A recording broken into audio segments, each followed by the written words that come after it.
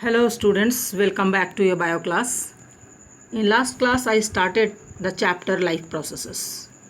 I was describing the difference between the living and the non-living, and ultimately we reached in a conclusion that in living there is movement of molecules. Why this movement of molecules are needed?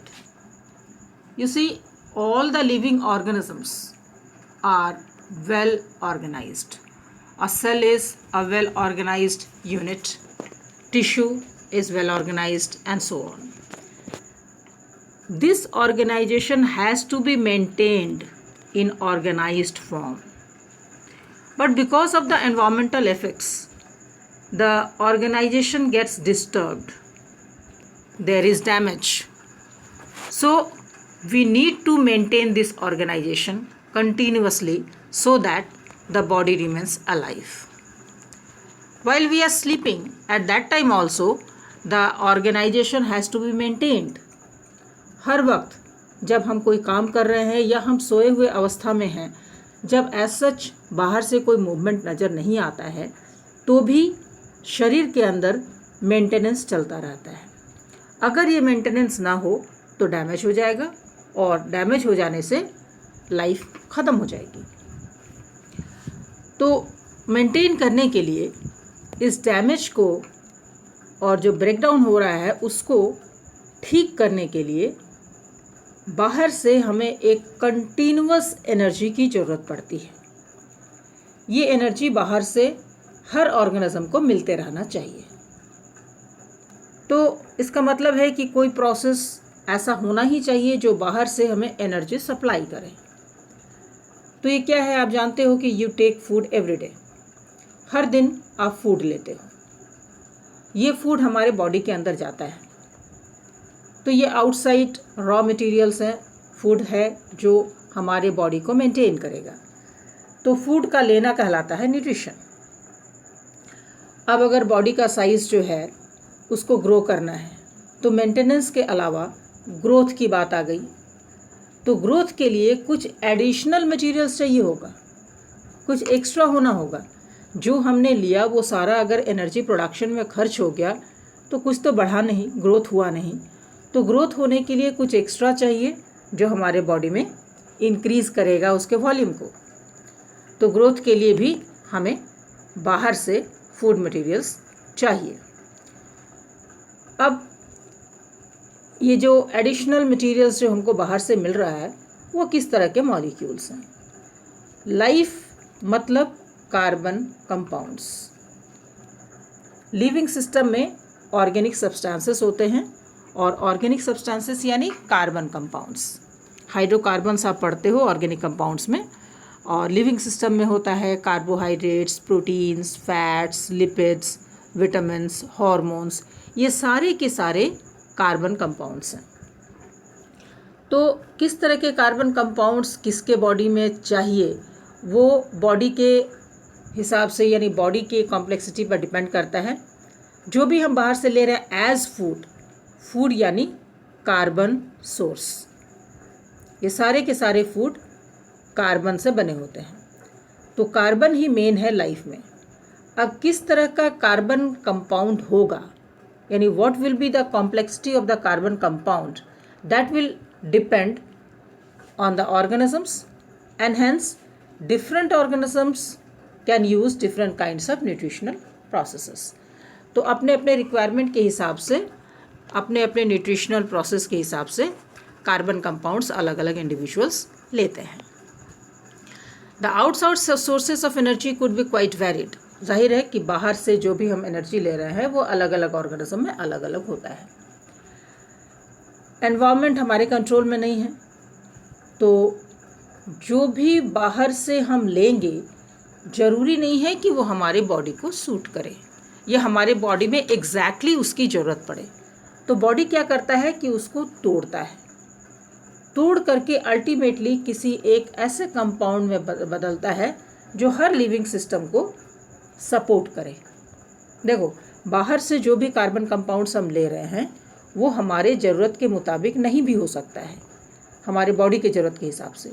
तो body को क्या करना है, उसको तोड़ना है, तोड़ करके उसको ऐसे कंपाउंड्स में कन्वर्ट करना है जो लाइफ में कॉमन है। मैं आपको एक एग्जांपल देती हूँ। आपने पढ़ा है ATP, adenosine triphosphate. Adenosine triphosphate जिसको आप कहते हैं बायोलॉजिकल फॉर्म ऑफ एनर्जी। तो एनर्जी का फॉर्म लिविंग सिस्टम में क्या है? ATP।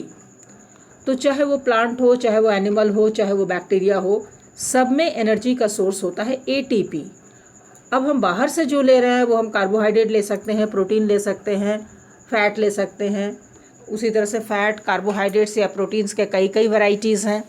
तो उनको बॉडी में लाने के बाद हम उसको ब्रेक करेंगे और ब्रेक करने के बाद अल्टीमेटली उसको एक कॉमन मॉलिक्यूल यानी ATP में कन्वर्ट करेंगे, so that ATP can work inside the cell for the maintenance of the cell as well as for other processes. तो ये एक कॉमन मॉलिक्यूल हुआ ATP। तो जाहिर है कि हमारे बॉडी के अंदर बहुत सारे ऐसे केमिकल रिएक्शंस होंगे जो बॉडी के लिए ज़रूरी हैं। इनको ऑक्सीडाइजिंग रिड्यूसिंग रिएक्शंस कहते हैं। तो जो मॉलिक्यूल्स हैं यानी हमारा जो फूड मॉलिक्यूल्स हैं वो इस ऑक्सीडाइजिंग रिड्यूसिंग रिएक्शन से अल्टीमेटली ब्रेक करेगा और ब्रेक करके अल्टीमेटली बनाएगा ATP। तो ऑक्सीडाइजिंग रिएक्शन के लिए ऑक्सीजन की ज़रूरत पड़ती है। आप जानते हो कि हमें सांस लेना है, बिना ऑक्सीजन के हम जी नहीं सकते। तो ये जो ऑक्सीजन हम लेते हैं और फूड को ब्रेक करते हैं ताकि हमको ATP मिले और ये ATP हमारी बॉडी के मेंटेनेंस का काम करे। तो ये जो प्रोसेस है, intake of oxygen in utilization of oxygen in oxidizing process is known as respiration. तो हमने देखा nutrition is taking of food and utilizing of food. Respiration क्या है? Break down of food with the help of oxygen. कभी कभी बिना oxygen के भी होता है ऑक्सीडाइजिंग रिड्यूसिंग रिएक्शन, तो हम बाद में बात करेंगे। तो बाहर से हमें क्या क्या चाहिए? Food, water and oxygen. ये 3 चीज़ें हमें चाहिए सर्वाइव करने के लिए। अब बात आती है कि in case of a single celled organism no specific organs for taking in food, exchange of gases और removal of waste may be needed because the entire surface of the organism is in contact with the environment। अब जैसे amoeba है, paramecium है, तो ये जो single celled organism है उसका जो मेम्ब्रेन है वो एनवायरनमेंट के डायरेक्ट कांटेक्ट में होता है। तो चाहे वो फूड का लेना हो या ऑक्सीजन का लेना हो या वेस्ट मटेरियल को रिलीज़ करना हो, वो डायरेक्ट होता है। एनवायरनमेंट और सेल के बीच में जो आदान प्रदान है वो डायरेक्ट होता है। लेकिन अगर ऑर्गेनिज्म मल्टी सेल्ड है, जैसा कि आप जानते हो कि ऑर्गेनिजम्स जो है मल्टी सेल्यूलर जो हैं उसमें कॉम्प्लेक्सिटी होती है, जिनमें टिश्यूज़ हैं, ऑर्गन्स है, वो ऑर्गेनिजम्स और भी ज़्यादा कॉम्प्लेक्स होते हैं। अब अपनी ही बात ले लें तो only skin is in direct contact with the environment. बाकी हमारे बॉडी का जो इंटरनल हिस्सा है जिसमें करोड़ों सेल्स के लेयर्स हैं वो तो एनवायरनमेंट के टच में है नहीं। तो बाकी सेल्स को फूड या ऑक्सीजन कैसे मिलेगा, या अंदर के जो सेल्स हैं वो अपना वेस्ट को एनवायरनमेंट में कैसे डिस्चार्ज करेगा। तो अल्टीमेटली हम ये देखते हैं कि एक सेल से दूसरे सेल में मटेरियल ट्रांसपोर्ट करता है by the process of diffusion. Okay, तो जो सिंपल ऑर्गेनिजम्स हैं जिसके बॉडी में कुछ एक गिनती के सेल्स हैं या सिंगल सेल है, उसमें तो डिफ्यूज़न काफ़ी है। ठीक है, ऑक्सीजन बाहर ज़्यादा है, सेल के अंदर कम है, तो ऑक्सीजन अंदर चला आएगा। कार्बन डाइऑक्साइड सेल के अंदर ज़्यादा है, बाहर कम है, तो अंदर से बाहर चला जाएगा। तो ये सिंपल डिफ्यूजन है, लेकिन diffusion is a very slow process. अगर हम डिफ्यूजन पे डिपेंड करें कि चलो हमारा स्किन जो ऑक्सीजन लेगा वो अंदर के करोड़ों लेयर को एक के बाद एक सप्लाई करेगा, तब तक अंदर का जो ऑक्सीजन रिक्वायरमेंट था वो बर्दाश्त नहीं कर पाएगा और अंदर के सेल्स मर जाएंगे। तो ये ज़रूरी है कि जिस सेल की रिक्वायरमेंट जैसी हो उसको उसी रेट से ऑक्सीजन हो या न्यूट्रिएंट्स हो उसी रेट से उसको मिलना चाहिए। तो उस हिसाब से diffusion becomes a very slow process for cell to cell transport of materials. इसलिए मल्टी सेल्यूलर ऑर्गेनिजम्स में कुछ स्पेशल फंक्शंस भी देखे जाते हैं जो specialized tissues and organ systems द्वारा होता है, और इसी के जरिए ओवरऑल फूड सब्सटेंसेस जो हैं बाहर से अंदर आना, ऑक्सीजन का अंदर आना, वेस्ट सब्सटेंस का रिलीज़ होना, ये सब कुछ होता है। तो इस सिस्टम को कहते हैं ट्रांसपोर्टेशन। जी हाँ, जैसे आपके बॉडी में है ब्लड सर्कुलेटरी सिस्टम, तो ब्लड सर्कुलेटरी सिस्टम वो सिस्टम है जो आपके पूरे बॉडी में वैरायटी ऑफ मटेरियल्स को ट्रांसपोर्ट करता है। लाइक न्यूट्रिशन, आपके डाइजेस्टिव सिस्टम से न्यूट्रिशन को पूरे बॉडी में सप्लाई करता है। ऑक्सीजन आपके लंग्स से लेकर पूरे बॉडी में सप्लाई करता है। कार्बन डाइऑक्साइड पूरे बॉडी से लेकर के लंग्स के द्वारा बाहर निकालता है। तो ये जो ट्रांसपोर्ट का काम है वो आपकी बॉडी में ब्लड सर्कुलेटरी सिस्टम करता है। मैक्सिमम ऑर्गेनिजम्स में कोई ना कोई सर्कुलेटरी सिस्टम होता ही है, कोई ना कोई फ्लूइड होता है जो मटेरियल्स को एक जगह से दूसरी जगह बॉडी में ट्रांसपोर्ट करता है, ताकि मटेरियल का जो ट्रांसपोर्टेशन है वो फास्ट हो। So diffusion is not sufficient for multicellular organism because it is a very slow process and it is not possible to transport the materials in each and every cell by diffusion। ठीक है, अब है कि हमारे body में जितने तरह के भी रिएक्शंस होते हैं, ऑक्सीडाइजिंग रिड्यूसिंग रिएक्शंस, उसमें बहुत सारे बाई प्रोडक्ट्स बनते हैं। Okay, The chemical reactions use the carbon source and the oxygen for energy generation. They create byproducts that are not only useless for the cells of the body but could even be harmful. तो ये जो byproducts तैयार होते हैं body में as a result of biochemical reactions, वो शरीर के लिए काम का है नहीं। जहाँ तक उसकी प्रेजेंस की बात करें तो वो हार्मफुल होता है, हमारे लिए टॉक्सिक यानी पॉइजनस साबित होता है। तो ऐसे सब्सटेंसेस को, जिसको हम कहते हैं वेस्ट बाय प्रोडक्ट्स, वो उसको बॉडी से बाहर निकालना पड़ता है। अगर हम नहीं निकालेंगे तो सेल्स में टॉक्सिसिटी आ जाएगी और सेल्स मर जाएगा। यानी हमारे बॉडी में एक और सिस्टम की ज़रूरत पड़ती है जिसको कहते हैं एक्सक्रीटरी सिस्टम, और प्रोसेस को कहते हैं एक्सक्रीशन, यानी removal of metabolic wastes. Metabolism का मतलब होता है बायोकेमिकल रिएक्शंस, और वेस्ट यानी जो चीज़ हमारे यूज़ का नहीं है वो वेस्ट है।